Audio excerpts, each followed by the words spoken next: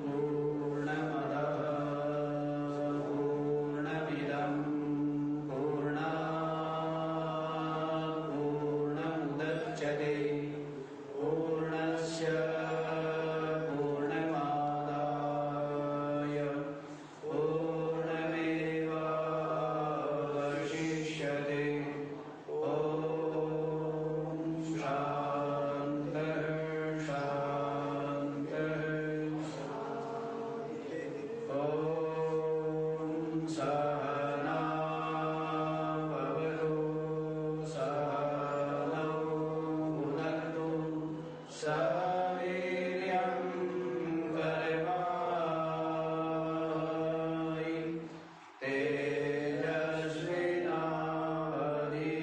तेजस्विनावधीतमस्तु मा विद्विषावहै। ॐ शान्तिः शान्तिः शान्तिः।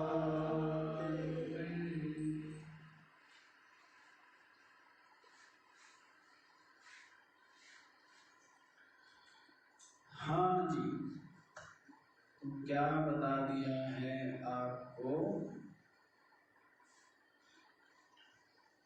आपको बताया है कि विवेकी के लिए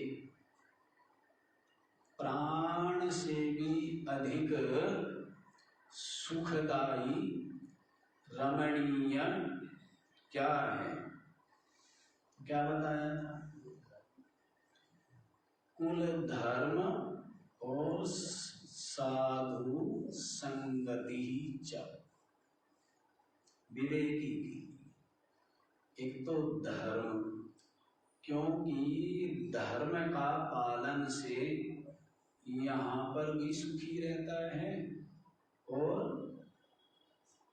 परलोक में भी यहाँ से प्रयाण करने के पश्चात भी सुखी रहता है। जैसे व्यक्ति अधर्म का पाप का आचरण करता है, जैसे असत्य क्या है? अधर्म है, और सत्य क्या है? धर्म है। तो सत्य बोलता है, निश्चिंत रहता है, निर्भय रहता है, और असत्य बोलता है तो भयभीत रहता है ना। झूठ ना पकड़ा जाए और कैसे झूठ को ढका जाए, है ना। तो यहाँ पर भी क्या हो रहा है? अशांत है, चंचल है, दुखी है, और उसके जो संस्कार है उससे आत्मबल गिर गया कि मैंने झूठ बोला, उसके संस्कार संचित हो गए, हीन भावना आ गई, और वो जो अशांति रही, भय रहा, उसके भी संस्कार बैठ गए। तो इसलिए यहाँ पर भी क्या है? अधर्म का आचरण करने से एक सत्य का दृष्टांत हमने दिया। ऐसे क्रोध है, ऐसे हिंसा है, ऐसी चोरी है, ऐसी निंदा है, ऐसी ईर्ष्या है, ऐसी द्वेष है, ऐसी काम है, ऐसी क्रोध है, ऐसी लोभ है, ऐसी मोह है, ऐसी अहंकार है। तो जितना भी विकार समुदाय है, यहाँ पर भी क्या करते हैं? अशांत और भय ही देते हैं, और शरीर छूटने के पश्चात भी क्या देंगे? अशांति और भय को ही देने वाले। इसलिए जो विवेकी है, समझदार है, वो धर्म को, कुल धर्म को ही शोभन समझता है, इसीलिए धर्म का ही आचरण करता है। दूसरा, धर्म क्या और अधर्म क्या, इसका ज्ञान वो कहाँ होगा? सत्संग के द्वारा। जो ज्ञानी जन है, महात्मा जन है, उनके संग के द्वारा ज्ञान होगा ना, धर्म अधर्म का, सत्य असत्य का, सार असार का ज्ञान। और जब ज्ञान होगा उसके पश्चात ही जो त्याज्य है उसका त्याग किया जा सकता है, और जो उपादेय है उसका ग्रहण किया जा सकता है। इसलिए दोनों ही विवेकी को प्रिय है। और फिर क्या बतलाया था? का संरक्षा, किसकी सदैव रक्षा करनी चाहिए, किसकी? पूरी बुद्धिमानी के साथ, पूरी सामर्थ्य लगा करके किसका रक्षण करना चाहिए? तो 3 चीजें बताई। क्या क्या बताया? कीर्ति, पतिव्रता और नैज बुद्धिश्च। एक तो अपनी कीर्ति, अपयश ना होवे, कल व्याख्या हो चुकी है। अपयश ना होवे, अकीर्ति ना होवे, ऐसा कृत्य, ऐसा आचरण अपने द्वारा ना हो, इसके लिए सदा सजग सावधान रहना चाहिए। क्योंकि कीर्ति यस्य स जीवति, जिसकी कीर्ति है वही वास्तव में जीवित है। ये लौकिक व्यवहार के अनुसार बता रहे हैं, है ना। एक संत के लिए, अध्यात्म मार्ग के पथिक के लिए कीर्ति का कोई महत्व नहीं है। उसके लिए तो महत्व किसका है? आत्मचिंतन का, आत्मनिष्ठा,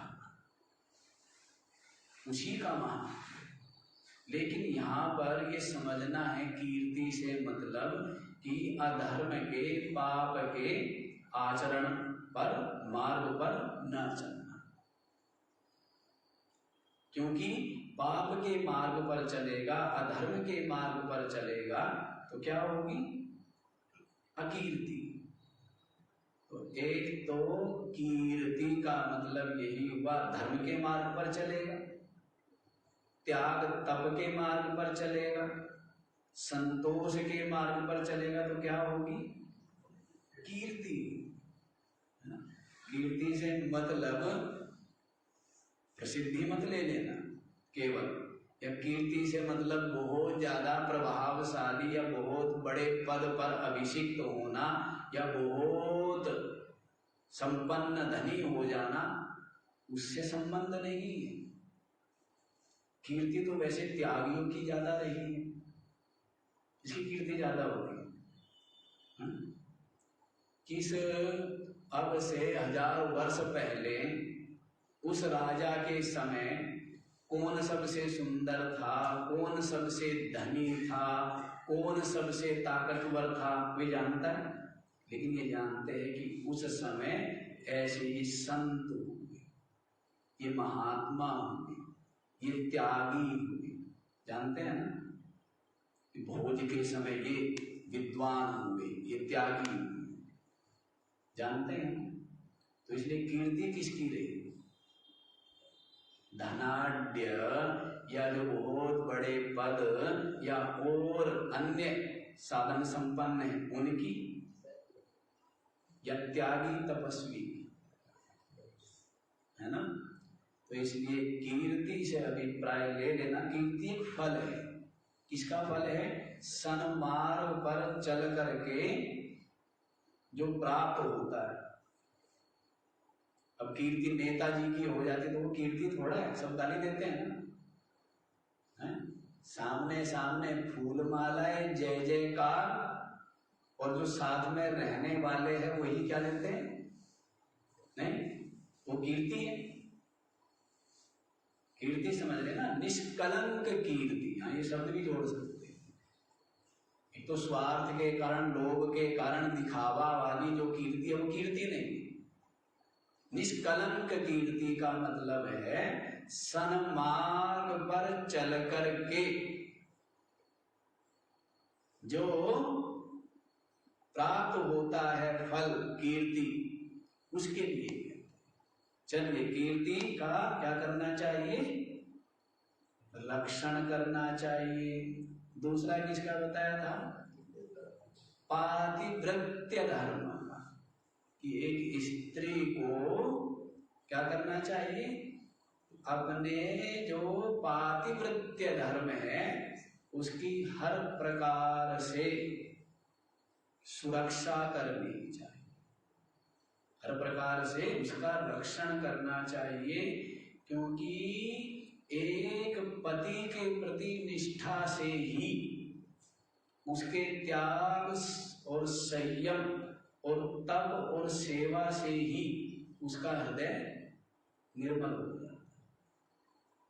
क्या होता है, हृदय निर्मल हो जाता है, चित्त में सात्विकता आ जाती है और विवेक जग जाता है और ज्ञान और भक्ति का भाव पुष्ट होता है। और जिसकी बुद्धि चंचल है, गीता जी में आया है ना, व्यवसायात्मिका बुद्धि एकेह कुरु नंदना बहुशाखा हनन्ताश्च बुद्धयो व्यवसायिनाम्। व्यवसायात्मिका निश्चयात्मिका बुद्धि एकेह। निश्चयात्मिका बुद्धि क्या होती है, एक होती है। और अव्यवसायात्मिका बुद्धि क्या बताया है, अनंताश्च बुद्धयो व्यवसायिना। बहुशाखा, अनेकों प्रकार की बुद्धि होती, अनेकों प्रकार की। जैसे जैसे एक विवेकी को निश्चय है, ये निश्चय है कि शांति की प्राप्ति परमात्म प्राप्ति से ही हो सकती है। एक निश्चय, क्या निश्चय है, शांति, मुक्ति, दुखों से छुटकारा कैसे हो सकता है, केवल परमात्म प्राप्ति से हो सकता है। और जैसे संसारी है, उसकी बुद्धि अलग होती है, वो समझता है कि धन के द्वारा सुख मिलेगा, कभी कहता है पद के द्वारा मिलेगा, कभी कहता है परिवार के द्वारा मिलेगा, कभी कहता है मकान के द्वारा मिलेगा। तो उसकी बुद्धि क्या है, बहुशाखा वाली है ना। निश्चयात्मिका है क्या, टिकाव है क्या, ठहराव है क्या, नहीं है। तो निश्चयात्मिका, निश्चय है। और महत्व किसका है, निश्चय का ही तो है। लेकिन जो निश्चय है उसके लिए तो बहुत तपस्या करनी पड़ती है। एक दिन में तो निश्चय होता नहीं है, और जो एक दिन में किया हुआ निश्चय होता भी है ना, वो निश्चय ठहरता नहीं है। और यदि वो निश्चय ठहरा हुआ भी दिखे, लेकिन उसकी जो दीवार होती है ना, उसकी फाउंडेशन वो सन से युक्त होती है। समझ आ रही है बात। तो निश्चय जो विचार करके, समझ करके, चिंतन करके, अनुभव करके, जो धीरे धीरे धीरे धीरे अर्जन किया है, संग्रह किया है, ऐसा जो निश्चय, जैसे वैराग्य होता है ना, कई लोगों को यो वैराग्य होता है, तो जो यो वैराग्य होता है और यो ही वो वैराग्य चला भी जाता है। कैसे होता है, हाँ जी, ऐसा वैराग्य होता है ना, शमशान वैराग्य जिसको बोलते हैं, कि शमशान में गए, कहने के भाई कुछ नहीं, कुछ साथ नहीं जाता है, देख लो, है खाली हाथ जाता है, यूं ही आदमी भागता दौड़ता रहता है, तो उस समय वैराग्य होता है ना। हाँ, तो ऐसा जो वैराग्य वो ठहरेगा क्या, ठहरता है क्या, कौन सा वैराग्य, समझ समझ के, समझ समझ करके, धन भी ऐसा, पद भी ऐसा, और बाकी वो भी प्राप्त किया, लेकिन तो भी दुख अशांति दूर नहीं हुई, और क्लेश और विक्षेप और चंचलता बढ़ गई है। तो ऐसे पूर्वापर का विचार करके, ऊपर नीचे आगे पीछे विचार करके, विचार ही तो तप है। तप क्या है? विचार ही तप। भूखे मरना सब तप जो है ये सहायक है थोड़े, क्योंकि आलस्य आदि दूर रहता है, लेकिन वास्तविक तप है विचार। चाहे वो संसार की असारता का विचार हो, चाहे वो संसार के मिथ्यात्व का विचार हो, चाहे वो आत्मा की असंगता, सच्चिदानंद रूपता, साक्षित्व का विचार हो, क्योंकि विचार से ही निश्चय होगा। और जब निश्चय असंदिग्ध होगा, दृढ़ होगा, तभी वही अनुभूति। तो महत्व किसका हुआ? विचार का। और विचार व्यक्ति प्राय, क्योंकि विचार करने के लिए जितना धैर्य चाहिए या जितनी सात्विकता चाहिए या जितनी अंतर्मुखता चाहिए, वो व्यक्ति के पास प्राय होती नहीं। संसार में तो विचार कर लेते हैं ना, नहीं करते? संसार में एक एक विषय वस्तु का विचार कर लेते हैं। क्यों कर लेते हैं? क्योंकि चित्त में रजोगुण तमोगुण की प्रधानता, इसलिए विचार कर लेते हैं। सात्विकता नहीं है। जब सतोगुण होगा तब क्या कर पाएगा? अब जैसे मान लीजिए सत्संग में बैठना है और गपशप में बैठना, दोनों में कुछ अंतर नजर आता है? नहीं आता है? आता है नहीं?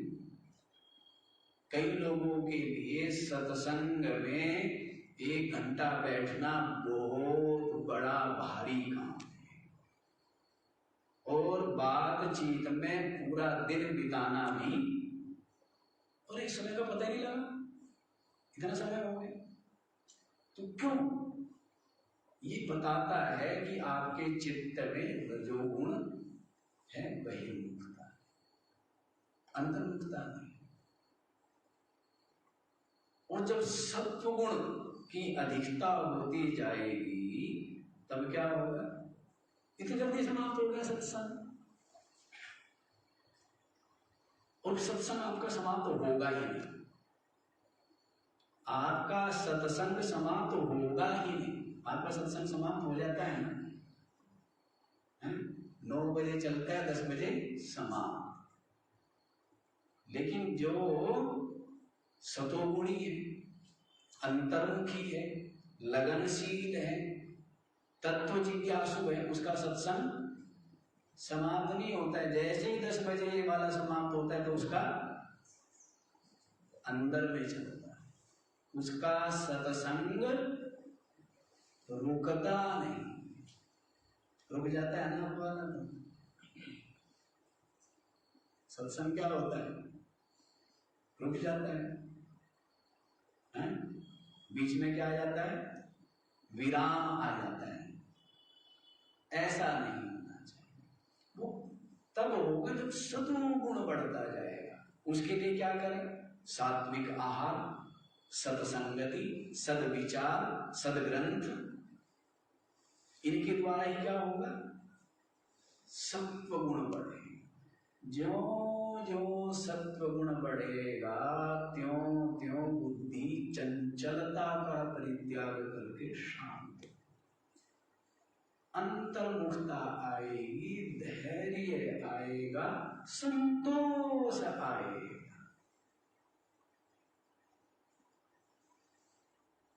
और सत्संग और विचार चिंतन में रुचि जागृत होगी, उत्पन्न।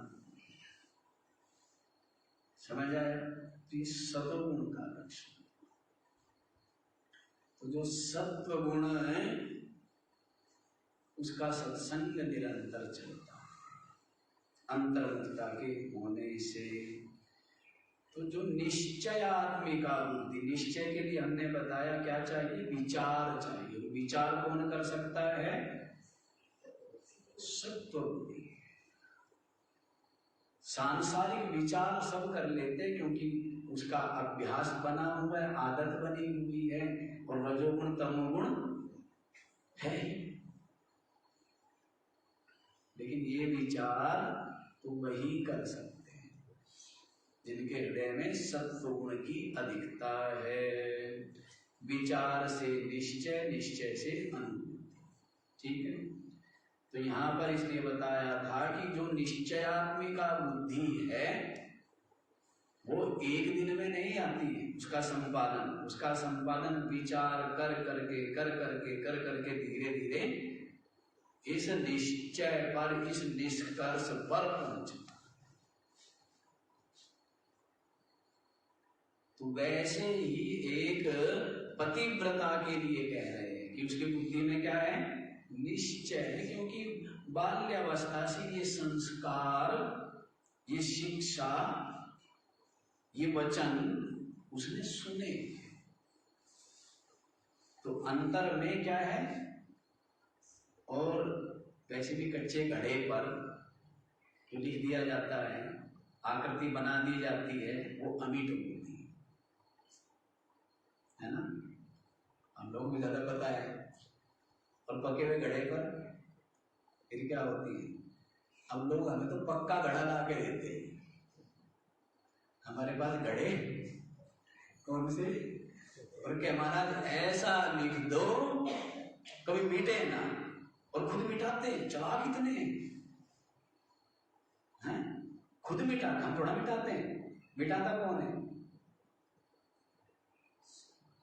बड़े विचित्र कृत्य करते हैं। नवीने भाजने लगने संस्कारों नान्यथा भवेत्। बाल्यावस्था में दिए हुए जो संस्कार होते हैं ना, वो कभी बदलते नहीं। इसीलिए सारी शिक्षा, सारे संस्कार कब दिए जाते थे, बाल्यावस्था में ना। तो ये सारा ज्ञान, सारी विद्या अमिट रहती थी। गृहस्थ में भी यदि व्यक्ति जाता था तो भी वो धर्म पूर्वक, त्याग पूर्वक, तप पूर्वक जीवन यापन करता था, और साथ ही साथ उसको अपने लक्ष्य का स्मरण रहता था। और इसलिए वो अपने चित्त को अधर्म, झूठ, अन्याय, पाप के द्वारा मलिन नहीं होने देता। लक्ष्य का स्मरण था। लक्ष्य शरीर मिला है परमात्मा का। लेकिन पक्के घड़े पर जैसे लिखा जाता है वैसे ही मिट जाता है। हाँ, तो हमारा काम कई डबल होता है। पहले पक्के घड़े को तोड़ना, फिर उससे वापस घड़ा बनाना है, और फिर उस पर लिखना, और फिर उसको पक्का बनाना है। बड़ा कठिन काम है ना, या सरल काम है? बहुत कठिन काम। अच्छा जी, ये तो पीछे कल का ही चलता रहेगा, कल भी पूरा टाइम हो जाएगा। पतिव्रता समझ आया, जिसका निश्चय है पतिरेव मम परमेश्वर। और देखो कितने लाभ में रहती है। अब आपके सामने भगवान हो, और भगवान के लिए आप भोजन बनाए हैं, भगवान के लिए आप क्या करें, वस्त्र धोए, भगवान के लिए सफाई करें, तो आनंद आता है। आनंद आएगा कि सामने कौन है, भगवान है। तो वैसे ही एक स्त्री के लिए उसका पति क्या है, भगवान। तो किसके लिए कर रही है, किसी इंसान के लिए कर रही है, भगवान के लिए कर रही है? किसके लिए कर रही है, भगवान के लिए कर रही है। तो उसके लिए तो उपासना करना, या भक्ति करना, या अपने मन को संयत करना, एकाग्र करना कितना कितना आसान। आदमी के लिए बड़ा कठिन। इसलिए मैं कहता हूं आदमी का कठिन होता है। दूसरा, एक पुरुष की स्त्री में क्या होती है, एक भोग्य बुद्धि का हो, एक अधिकार बुद्धि का हो, एक होता है ना आधिपत्य। लेकिन स्त्री का पुरुष में वो आधिपत्य नहीं होता है, इसलिए भी लाभ में रहती है। लेकिन आज तो लाभ को हानि मान लेते हैं ना। सहन करने को, तप करने को, है संतोष रखने को, इसको आजकल की बुद्धि में क्या मानेंगे? कायरता, कमजोरी। जबकि है क्या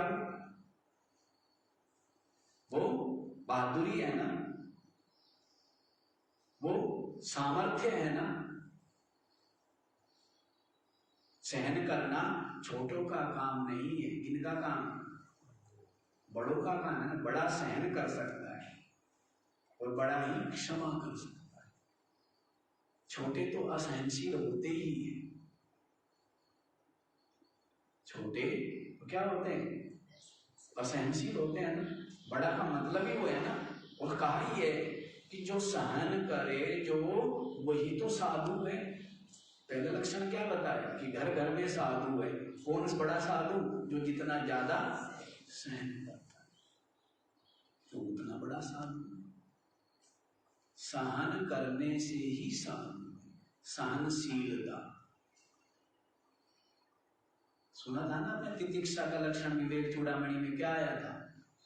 सहनम सर्व दुखानाम अप्रतिकार पूर्वकम चिंता विलाप रहितम सा तितिक्षा निगद्यते। सर्व दुखानाम अप्रतिकार पूर्वकम सहनम, समस्त दुखों को सामर्थ्य होते हुए भी बिना प्रतिकार किए सहन कर लेना। चिंता विलाप रहितम, चिंता नहीं है, किसी प्रकार का विलाप नहीं करता है।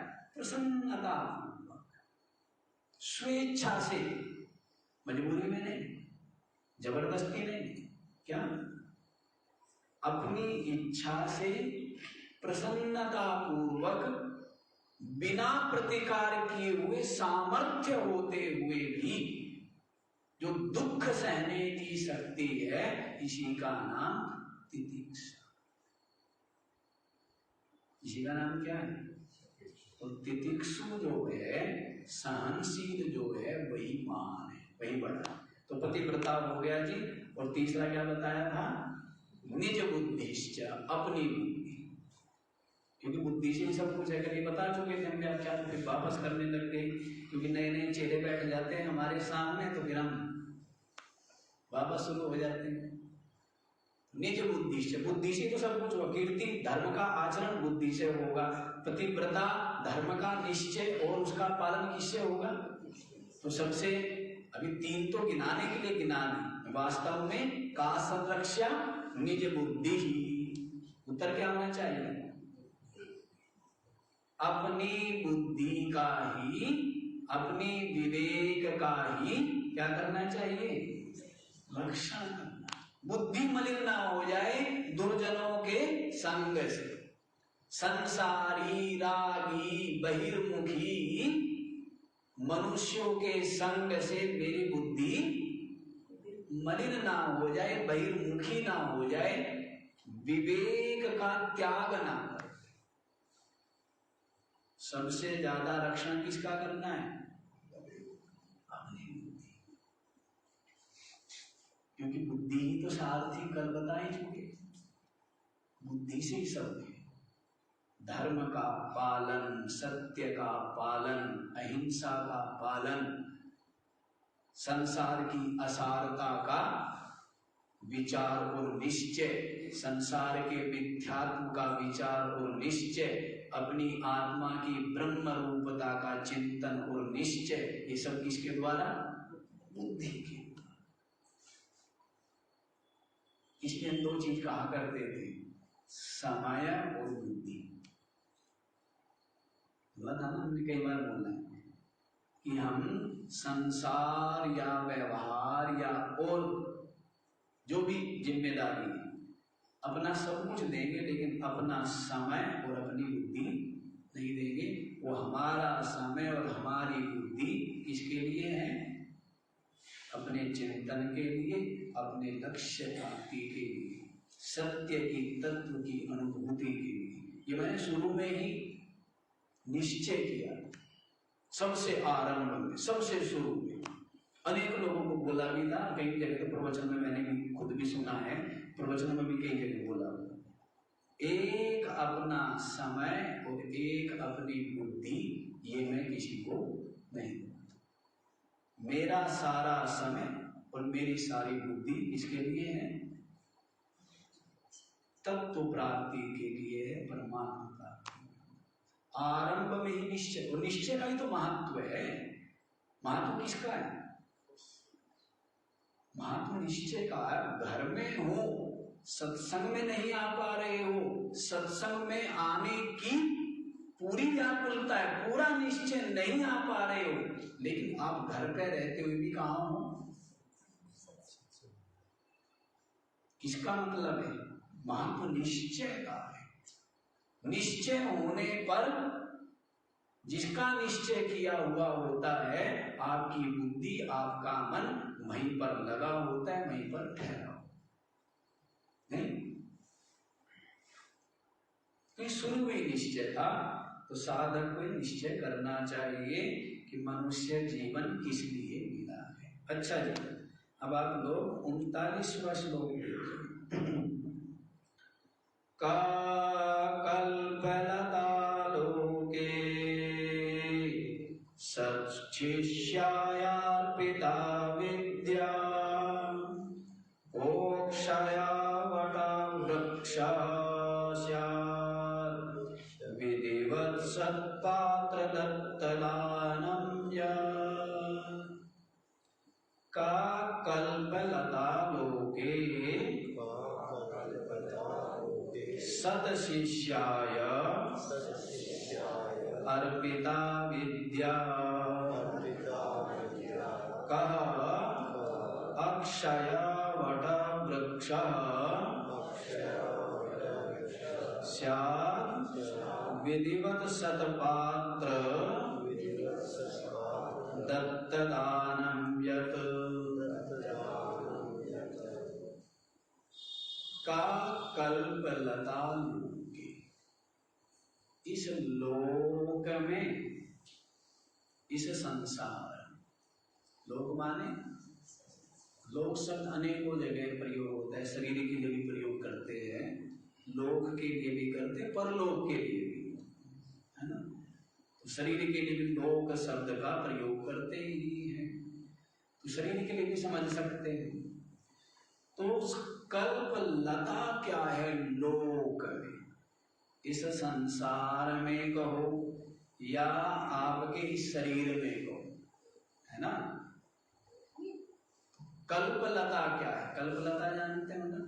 कल्प वृक्ष आपने सुना, और कामधेनु गाय आपने सुनी, और क्या सुना? ये दो सुनते हैं ना, तो एक और सुन लीजिए, क्या? कल्पलता। मतलब यही है, जो जो आप कल्पना करें वो आपकी कल्पना साकार हो जाए, मूर्तिमान हो जाए, उसको क्या कहते हैं? कल्पना। कहते हैं ना कि कल्प वृक्ष के नीचे बैठ करके जो भी कल्पना करे, जो भी संकल्प करे, वो तत्काल ही पूरा हो जाता है, ऐसा बोलते हैं। आप लोगों का अनुभव भी होगा, हैं? कभी बैठे होंगे आप लोग, ऐसा याद नहीं है, कभी ना कभी बैठे होंगे, आप बता क्यों जी? हाँ चलो, उसका हम ज्यादा विचार नहीं करेंगे, हम विचार करेंगे वो भी कहीं और चली जाएगी बात। तो कल्प वृक्ष के लिए ही कह रहे कल्पलता, कि कल्पलता के समान संपूर्ण अभिष्ट पूरा करने वाली क्या चीज है इस लोक में? समझ आया? मनवांछित फल प्रदात्री। क्या बोला? हम लोग आते हैं ना कि मन वांछित फल पावे, कैसे बोलते हैं? कहते शिवानंद स्वामी, मन वांछित फल पावे। गाते हैं नहीं आरती में? हाँ, तो यहाँ पर कोई पूछ रहे हैं का कल्पलता माने का मनवांछित फल प्रदात्री, मनवांछित फल देने वाली कौन है, ऐसा पूछा। तो क्या कह रहे हैं? सत शिष्यायार्पिता विद्या, जो सत शिष्य, कैसा शिष्य है? जो पूरा समर्पित, त्याग, तप, संयम से युक्त, ऐसा जो शिष्य, ऐसे शिष्य को प्राप्त करके गुरु भी क्या हो जाता है? धन्य हो जाता है। नचिकेता को कहते हैं ना यमराज जी, क्या कहते हैं? त्वाद्रिम्नो भूया नचिकेता पृष्ठा,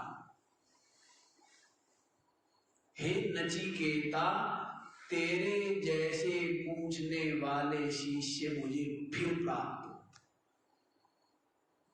मिलते नहीं है ना क्या शिष्य?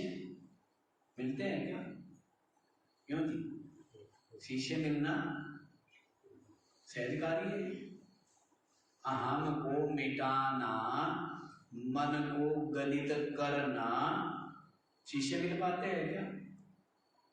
व्यक्ति अपने अहंकार को ही, अपने मन को ही, मन को जो अनुकूल लगे वो ठीक है, मनमुखी, गुरुमुखी शिष्य तो बिरले ही होते हैं। तो शिष्य मिलते नहीं। बच्चे कौन कह रहे? यमराज कह रहा है। यमराज जी कह रहे हैं पता नहीं बहुत दिनों बाद मिला। अब जब चेला बहुत दिनों बाद मिले ना, तो फिर क्या होता है? गुरु सारा का सारा प्यार उड़ेल देता है।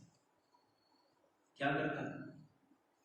कोई है ना कि गूढ़ तत्व न संत दुरावही, आरत अधिकारी जहां पावई। जहां पर वास्तव में अधिकारी सतपात्र, संसार को के ताप से तप्त ऐसा कोई अधिकारी शिष्य मिलता है ना, तो संत क्या कहे? गूढ़ तत्व न संत, गूढ़ से गूढ़ जो तत्व है उसको भी छिपाते नहीं। जैसे आप अपनी सारी कमाई जो आपका सबसे प्रिय है उसको दे के मरते हो ना। किसको देते हो? किसको देना चाहते हो? जीवन भर की पूंजी, कमाई, संपत्ति किसको देते हो? जो सबसे ज्यादा प्रिय हो उसी को देते हैं। और जो दूसरा प्रिय ना हो ना, तो उसको मजबूरी में देते कि चलो। नहीं, प्रसन्न किसको होते हो आप दे करके? जो आज्ञाकारी है, जो विनयशील है ना, जो सन्मार्ग पर चल रहा है, जो यश कीर्ति को बढ़ाने वाला है, उसी को ना, उसी को देकर के प्रसन्न होते हैं। नहीं तो वैसे ही मिला नहीं। अब श्री कृष्ण को भी कोई नहीं मिला। कौन मिला? युद्ध के मैदान में मिला। कौन? अर्जुन मिला। थोड़े थोड़े उद्धव मिले कभी कभार। उद्धव तो मित्र थे, बाद में भक्त हुए, है ना। पहले तो क्या थे? मित्रतावत। और बाद में तो फिर जब प्रयाण का समय हुआ तो तब तब उनको उपदेश किया है एकादश स्कंद में उद्धव जी। तो बताओ, कहने का मतलब है श्री कृष्ण को 1.5 शिष्य मिला। कितना मिला? 1.5 शिष्य।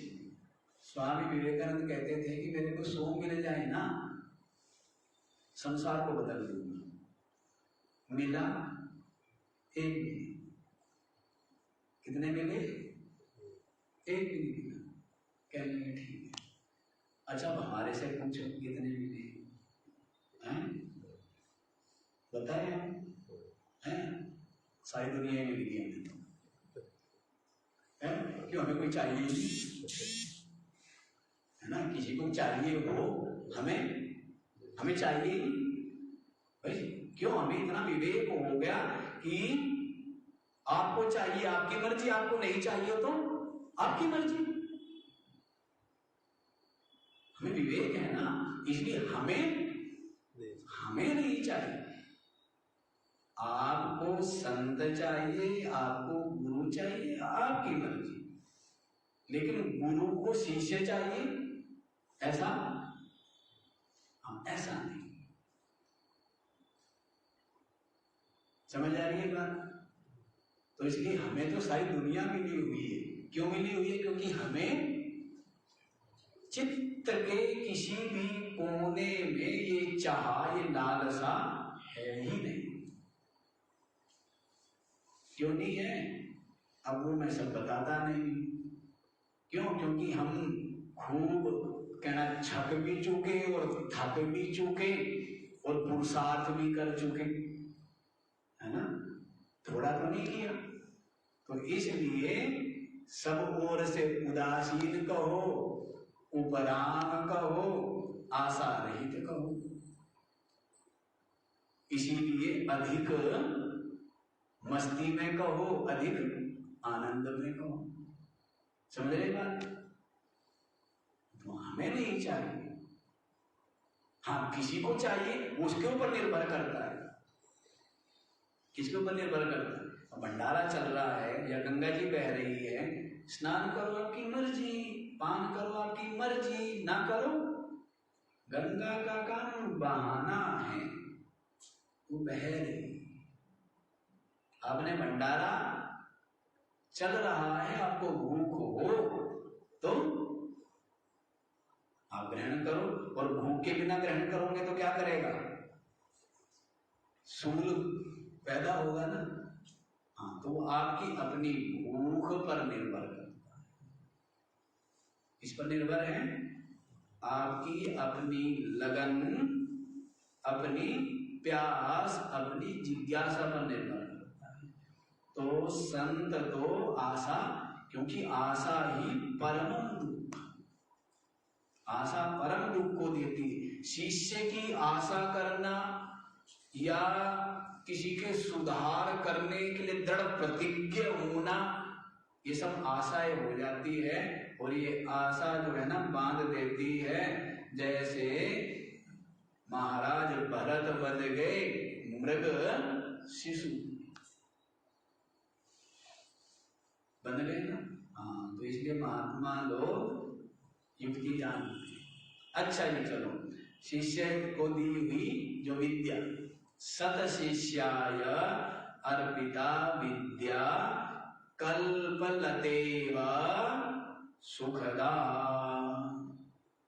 अभीष्ट फलप्रदा। सत शिष्य को दी हुई विद्या, इसको सत शिष्य। हाँ लेकिन एक चीज जरूर है, देखो डबल डबल काम करते हैं हम। देखो एक होता है धोबी, वो अपना काम करता है, और एक होता है रंगरेज, उसको क्या बोलेंगे? हाँ कुछ उसके लिए और भी शब्द होता होगा, कोई रंगने वाला,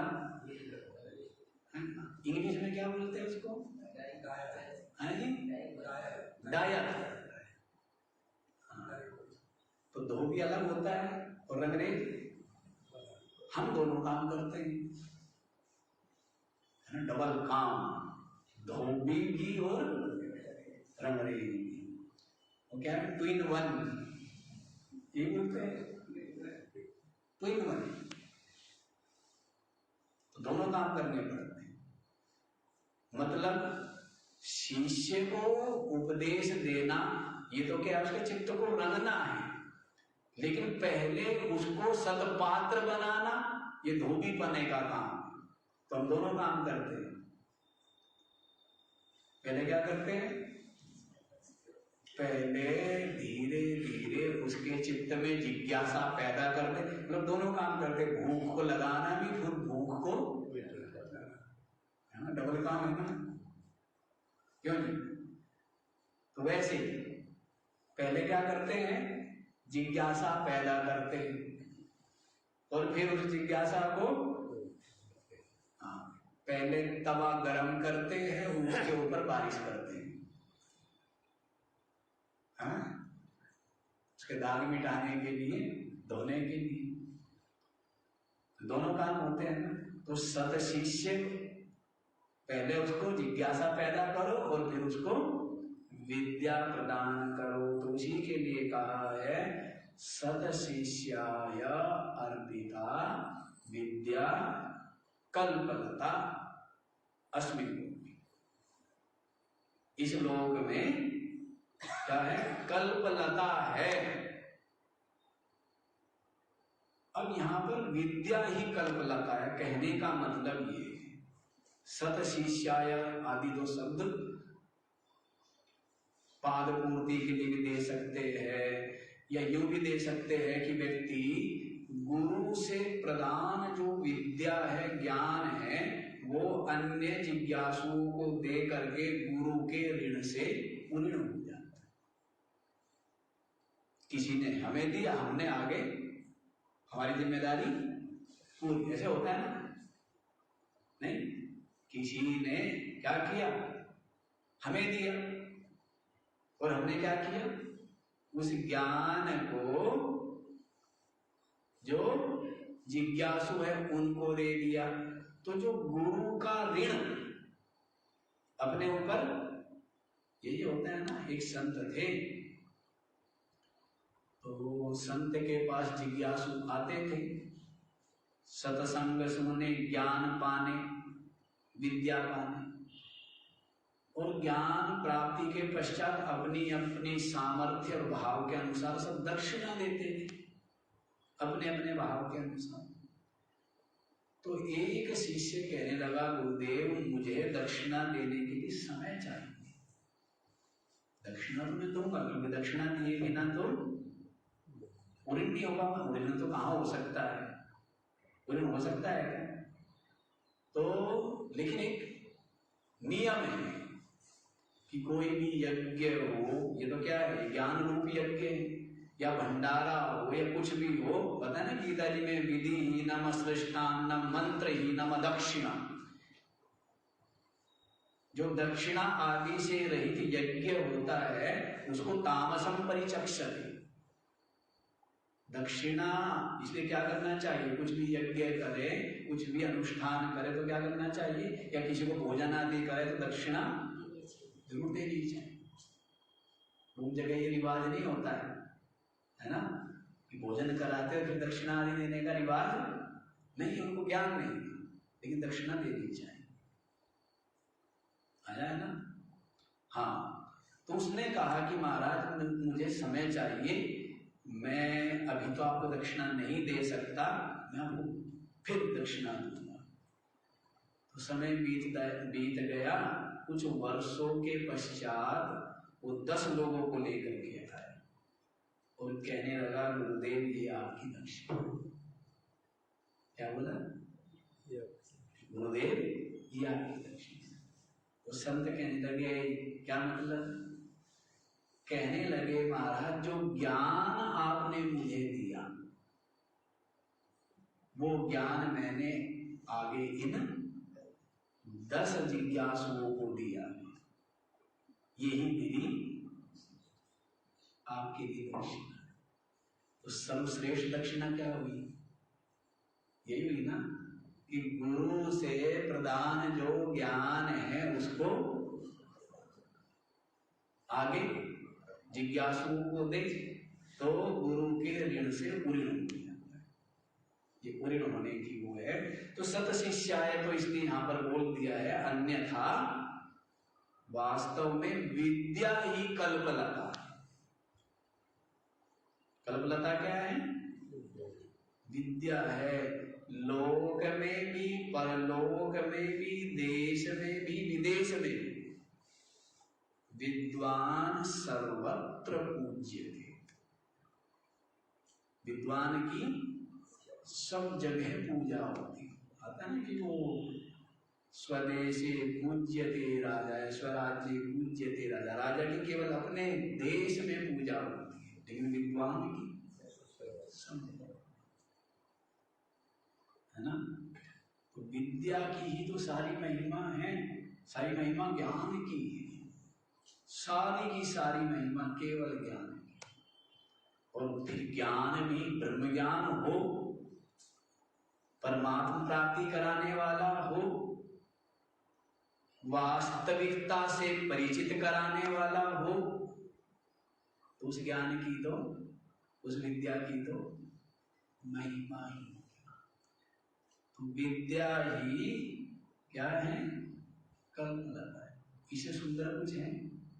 विद्या से, ज्ञान से कुछ सुंदर है क्या? और जिसके पास ज्ञान होता है उसका मन भी क्या हो जाता है? सुंदर हो जाता है। उसका मन भी क्या होता है?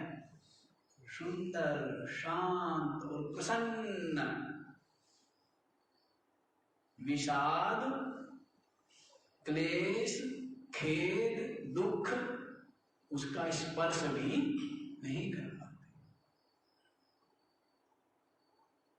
ये विद्या की महिमा है। जहां पर रहती है वहां पर क्या कर देती है? सुगंध, शांति, सुवास से भर देती विद्या।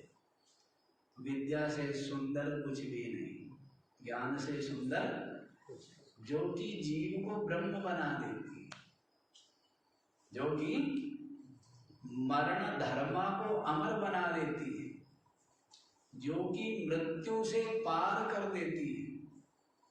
प्रार्थना करता है ना, मृत्योर्माम अमृतं गमय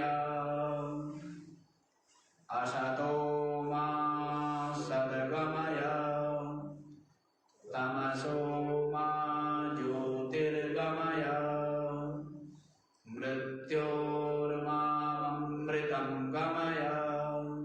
प्रार्थना करते हैं क्या? असतः मां अमृतम, असतः मां सद्गमय।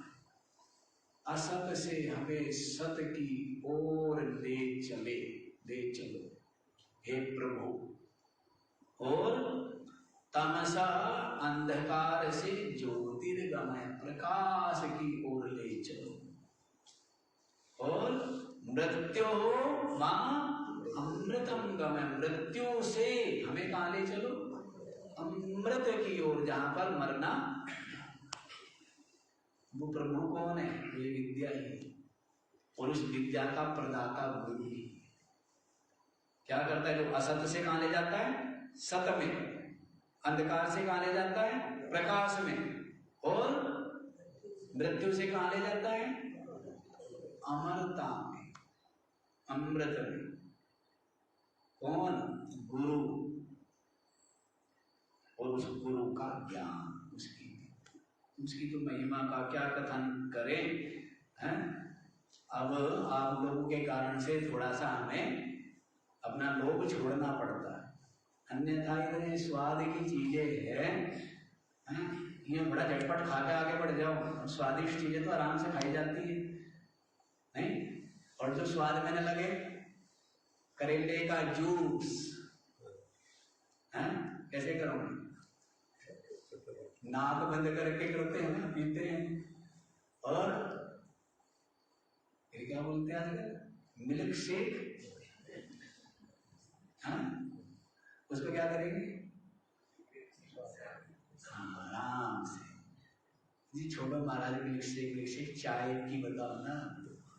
चाय तो अमृत है। कुछ लोग कहते थे ना कि कहीं हमने लिखावट पर देखा, चलो रहने दो, क्या कहे कि भाई उस राज में वो मिला है, कैसे बोलते हैं?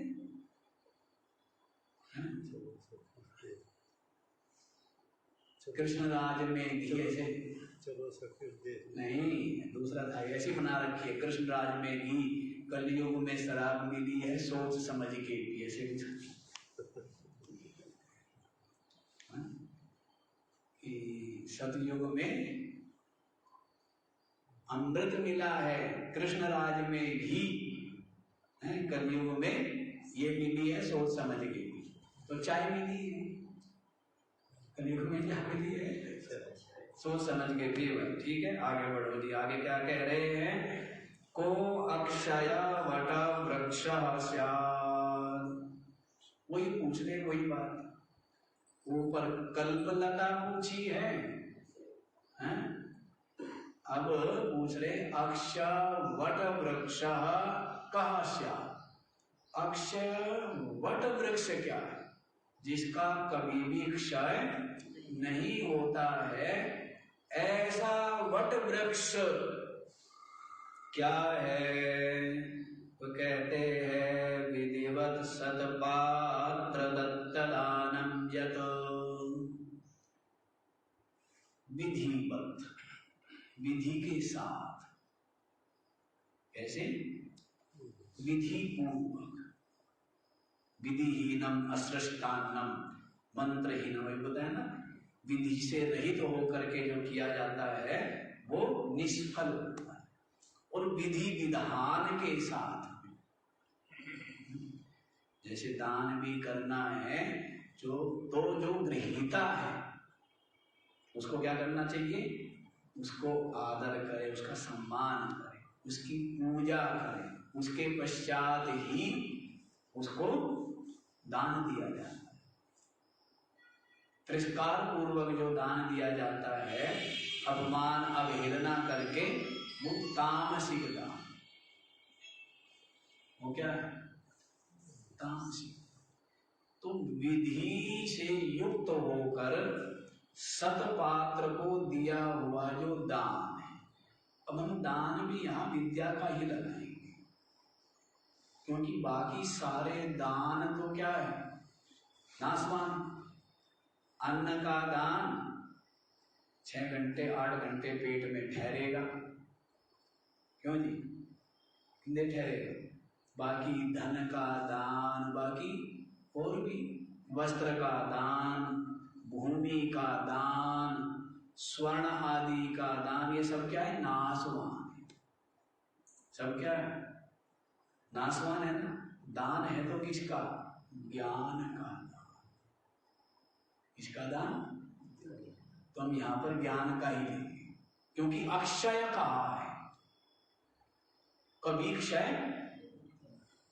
अन्न का दान तो क्या होता है, जैसे मकर संक्रांति के दिन भी माना जाता है कि मकर संक्रांति में जो दिया हुआ दान होता है वो भी क्या माना जाता है। हाँ, किसी उससे पूछना, पंडित से, हाँ वो बताएगा, वैसे हम ज्यादा नहीं जानते, लेकिन हाँ इनको पता होगा, बाला माई को जाना, क्योंकि वो है, क्या बोलते हैं उसको, कर्मकांडी, उनको पता होगा। होशियार लोग है ना, होशियार लोग जो है वो कहीं कुछ जोड़ते, यहाँ भी कर, ये भी कर, वो भी कर, कहना जो मिल जाए सो कहना कर डालो, छोड़ो नहीं, जहां से लूटा जाए लूट लो, हैं। जो चतुर लोग होते हैं ना वो क्या करते हैं, जहां से लूटा जाए वहीं से लूट लो, हैं। बोलते हैं ना कि कोई सौदा ले लो, खुली धर्म की हाथ, तो जहां से मिल जाए वहां से छोड़ते नहीं। चतुर लोग है, मतलब कहने का है जो भी सत कार्य है उनको करने में कोई दोष नहीं है, अपनी सामर्थ्य हो तो करना ही चाहिए, उसमें कोई दोष नहीं। हाँ एक काम कर सकते, कामना मत करो। क्या क्या करनी चाहिए, समस्त शुभ कर्म करो, जो जो अपनी शक्ति सामर्थ्य, जो शरीर की शक्ति है उतना तप करो, उतना त्याग करो, जो जो कर सकते हो करना चाहिए, पर जो भी करें उसके मूल में क्या होनी चाहिए? निष्कामता होनी चाहिए। दान भी दो, यज्ञ भी करो, जप भी करो, जो भी करो, भंडारा भी करो, वस्त्र भी दो, जो भी करो, सेवा भी करो, जो भी करो, उसमें क्या होनी चाहिए? बस महत्वपूर्ण चीज वो है। कामना के होने से वो क्या हो जाता है? सीमित हो, नाशवान फल वाला हो जाता है और कहीं ना कहीं बंधन रूप हो जाता है। कामना से तो बंधा है, बंधा किससे है? कामना से बंधा है। चाहे वो मलिन कामना हो, चाहे वो शुभ कामना हो। मलिन कामना नीचे लेके जाती है और शुभ कामना, बस इतना अंतर है। एक कामना उत्तम लोक में लेके जाएगी, एक कामना अधम लोक में लेके जाएगी, इतना अंतर है। लेकिन है दोनों के दोनों एक सोने की बेड़ी है, एक है दोनों बेड़ी। यमराज जी पछताते हैं, नचिकेता को कहते हैं कि नचिकेता तू बड़ा बुद्धिमान है भाई, तेरे जितना बुद्धिमान तो मैं भी नहीं था। मैंने क्या किया?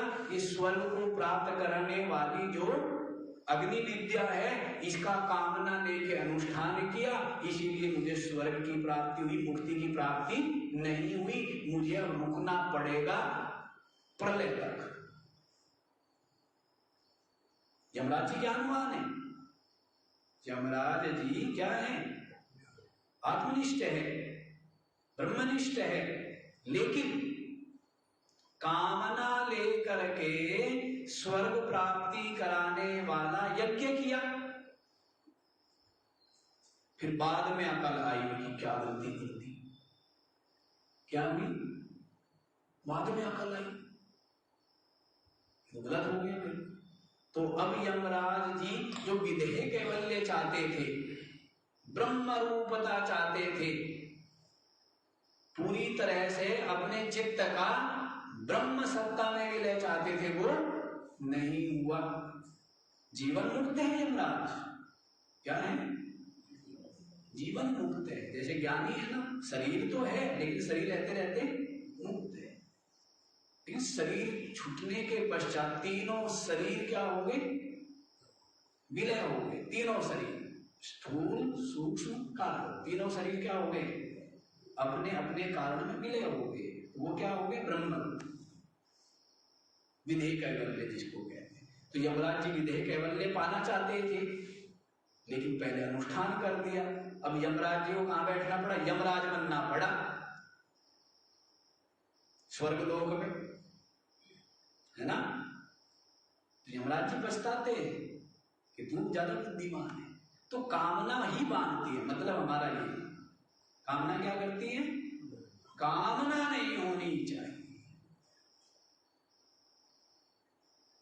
कामना तो केवल एक, वो क्या कामना? शुरू में तो हो गई राज्य का संपादन करने का, और फिर ज्ञान का संपादन होते हुए अपनी आत्मा का अपरोक्ष अनुभव हो। यही क्या होनी चाहिए? परम पुरुषार्थ जो मोक्ष है, केवल उसकी ही कामना। समझेगा? हाँ, तो इसलिए कामना नहीं होनी चाहिए। तो यहाँ पर दान की मतलब है कि सत्पात्रेभ्य सत्पात्र दत्तदानम। अक्षय वट वृक्ष है, सतपात्रों को दिया हुआ दान। और दानों में जो अक्षय दान है, सर्वश्रेष्ठ दान है, वो क्या है? ज्ञान का दान। किसका दान? क्योंकि ज्ञान के द्वारा अभय पद की प्राप्ति होती है। क्या होती है? द्वितीयाद वही भयम भवति। भय से क्या होता है? भय होता है। और ज्ञान के द्वारा क्या होता है? अद्वितीय जो ब्रह्म भाव है उसकी प्राप्ति होती है। तो क्या हो जाता है? समस्त भय से मुक्त हो जाता है ना, समस्त भय से रहित हो जाता है। इसलिए अभय दान सबसे बड़ा दान। अभय दान का मतलब ज्ञान दान, सबसे बड़ा दान, सतपात्रों को दिया हुआ दान, बाकी दान भी आप लोग लगा लीजिए, लेकिन वो सब दान क्षय भाव को प्राप्त होने वाले हैं। विद्या ही तो ऐसी है। पहले भी हमने अनेकों बार कहा है, वशिष्ठ जी को श्री राम कहते हैं ना, क्या कहते हैं कि गुरुदेव आप हमारे ऋणी, हमारे राज्य में रहते हो, हमारे बनाए हुए मकानों में रहते हो, हमारा दिए हुए वस्त्र पहनते हो, अन्न जल ग्रहण करते हो, हमारे द्वारा रक्षित हो, तो आप क्या हुए? ऋणी हुए ना हमारे। वशिष्ठ जी कहते हैं बात सत्य है आपकी, लेकिन पूर्ण सत्य नहीं। इन सब के बदले हम तुम्हें क्या देते हैं? ये सब तो नष्ट होने वाली चीज है, नाशवान है। इन सब के बदले हम तुम्हें कभी ना नष्ट होने वाला, जन्म जन्मांतरों तक चित्त में संस्कार रूप से विद्यमान रहने वाला क्या देते हैं? ज्ञान देते कि जब तक तुम्हारा कल्याण नहीं होगा तब तक वो ज्ञान तुम्हारे चित्त में रह करके निरंतर प्रकाश देगा, निरंतर प्रेरणा देगा। क्या करता है? ज्ञान ही तो प्रेरणा देता है। प्रकाश किसका है? ज्ञान के बिना तो अंधेरा ही अंधेरा। बोलते हैं कि गुरु बिन घोर अंधेरा साधो, गुरु बिन घोर अंधेरा। राजस्थानी में गाते हैं बड़े अच्छे से, उनका लहरे अलग है ना। अब बागड़ वाले आते हैं, गिले क्या गाते हैं, सारी माइयां ऐसे किलकारी मारती है, गुरु बिन घोर, तो वो ज्ञान के बिना तो अंधेरा ही है ना। आंखें ना हो जैसे, शरीर में प्राण ना हो जैसे, तो प्राण के बिना शरीर पड़ा है तो क्या है? ये अमंगल है, शव है ना।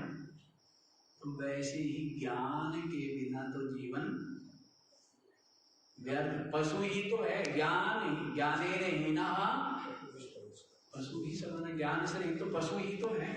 पशुता से जो हमें अलग करता है वो क्या है? ज्ञान। जो हमें मनुष्य बनाता है, जो हमें महात्मा बनाता है, जो हमें परमात्मा बनाता है, कौन बनाता है? ज्ञान। अज्ञान से ब्रह्म जीव बन गया और ज्ञान से जीव ब्रह्म हो जाता है। अज्ञान से क्या होगा? जीव बन गया ना। और ज्ञान से क्या होता है? वापस चढ़ जाता है अपने धाम, अपने लोक में, ब्रह्म बन जाता है। सब ज्ञान की नहीं। इसलिए ज्ञान का दान सबसे बड़ा दान है, यही अभय दान है, यही मुक्ति दान है, यही परमात्म प्राप्ति का हेतु है। तो यही अक्षय वट का है। कैसा वृक्ष? जो सदा शाश्वत रहता है, सदा छाया देता रहता है, शांति देता रहता है, मुक्ति देता है। तो ऐसा ज्ञान हो जाए। आप लोग इतने ही रख लीजिए, बाकी का विचार लोग कल करेंगे। आज क्यों ज़्यादा धीमे हो गया सर? बोलने की स्पीड हमारी ज़्यादा धीमी रही, ऐसा। चलो बाकी कर देंगे। ओ